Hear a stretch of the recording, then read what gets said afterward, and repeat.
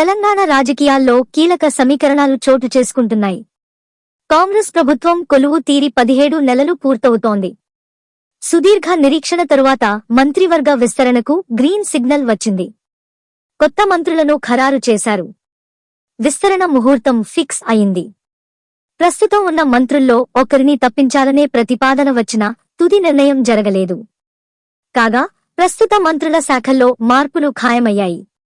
కీలకమైన హోంశాఖ విషయంలో నాయకత్వం అనూహ్య నిర్ణయం తీసుకున్నట్లు సమాచారం. తెలంగాణ మంత్రివర్గ విస్తరణకు పార్టీ అధినాయకత్వం ఆమోదం తెలిపింది. ఉగాది రోజున లేదా ఏప్రిల్ 3న మంత్రివర్గ విస్తరణ చేపట్టాలని నిర్ణయించారు. మంత్రుల తుది కూర్పు ఖాయమైంది. పార్టీలో పదవులు రాని వారికి ముందస్తు బుజ్జగింపుల తరువాత విస్తరణ చేపట్టాలని నిర్ణయించారు. అందులో భాగంగా ఈ రోజు రేపు అసెంబ్లీ వేదికగా అధికార పార్టీలో కీలక పరిణామాలు చోటు చేసుకునే అవకాశం కనిపిస్తోంది. ప్రస్తుత మంత్రివర్గంలో 6 స్థానాలు భర్తీ చేసే అవకాశం ఉన్నా ఒక స్థానం ఖాళీ ఉంచాలని నిర్ణయించారు. 5గురిని సామాజిక సమీకరణాల ఆధారంగా ఎంపిక చేశారు. మైనార్టీ కోటాలో హైదరాబాద్ నుంచే ప్రాతినిధ్యం ఇవ్వాలని భావిస్తున్నారు. ఇదే అంశంపైన ప్రస్తుతం చర్చ సాగుతోంది.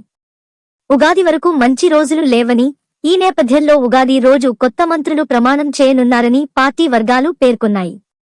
ప్రస్తుతం ఖరారు అయినట్లుగా చెబుతున్న వారిలో 2 రెడ్డి, 1 బీసీ, 1 ఎస్సీ, 1 మైనార్టీకి అవకాశం దక్కనుంది. రెడ్డి సామాజిక వర్గం నుంచి బోధన్ ఎమ్మెల్యే సుదర్శన్ రెడ్డి, మునుగోడు ఎమ్మెల్యే రాజగోపాల్ రెడ్డి పేర్లు వినిపిస్తున్నాయి. అయితే రాజగోపాల్ రెడ్డి సోదరుడు వెంకటరెడ్డి ఇప్పటికే మంత్రిగా ఉన్నారు.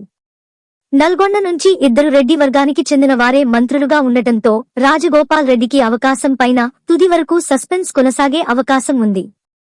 దీంతో ఇబ్రహీంపట్నం ఎమ్మెల్యే మల్రెడ్డి రంగారెడ్డి, పరిగి ఎమ్మెల్యే రామ్మోహన్ రెడ్డి తమ వంతు ప్రయత్నాలు చేసుకున్నారు.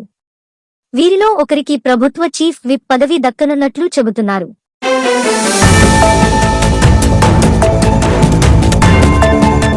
రేవంత్ ఫార్ములా ఎస్సీకి సంబంధించి మాల సామాజిక వర్గానికి చెందిన గడ్డం వివేక్ వెంకటస్వామి పేరే దాదాపు ఖరారైనట్లు చెబుతున్నారు.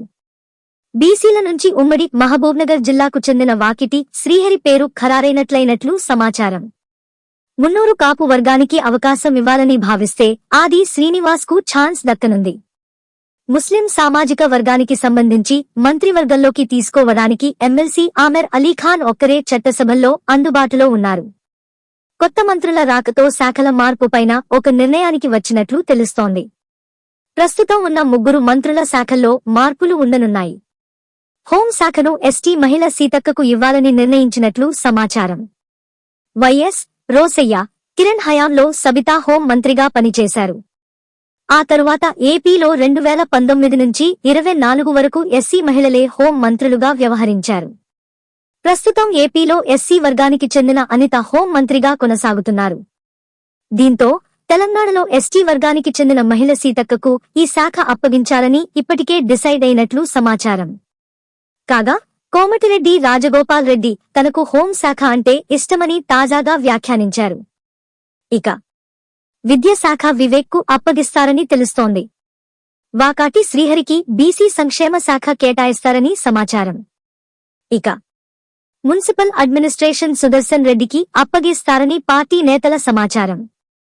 ఢిల్లీ పర్యటన సమయంలోనే పార్టీ అధినాయకత్వంతో రేవంత్ సామాజిక వర్గాల వారీగా మంత్రి పదవులు, శాఖల కేటాయింపు పైన నిర్ణయానికి వచ్చినట్లు తెలుస్తోంది.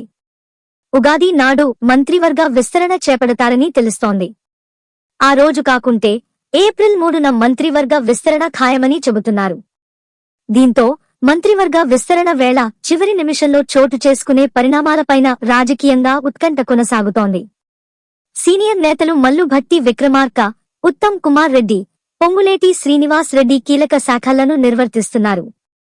వారికి కేటాయించిన అదనపు శాఖల్లోనూ కోతపడే అవకాశం కనిపిస్తోంది.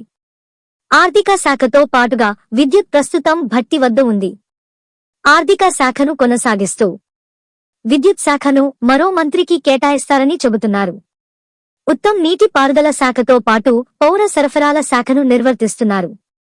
పౌర సరఫరాల శాఖను జూపల్లికి కేటాయించి ఆయన వద్ద ఉన్న ఎక్సైజ్ శాఖ మంత్రిగా రాజగోపాల్ రెడ్డి అవకాశం దక్కితే ఆయనకు ఇవ్వాలనే ప్రతిపాదన తె మీదకు వచ్చింది. ఇక పొంగులేటి శ్రీనివాస్ రెడ్డి రెవెన్యూతో పాటు గృహ నిర్మాణం, సమాచార శాఖలను నిర్వర్తిస్తున్నారు. పొంగులేటి వద్ద ఉన్న 3 పోర్టుఫోలియోల్లో సమాచార శాఖను తప్పించి మరొకరికి ఇచ్చే అవకాశం ఉంది.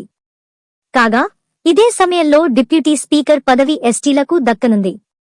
ఇక చీఫ్ విప్ పదవులపైన కసరత్తు జరుగుతున్నట్లు తెలుస్తోంది. పీసీసీ కార్యవర్గం నామినేటెడ్ పోస్టులపైన ఒక నిర్ణయానికి వచ్చినట్లు సమాచారం. దీంతో ఎవరికి ఏ పదవి దక్కుతుందనే టెన్షన్ పార్టీ నేతల్లో కనిపిస్తోంది.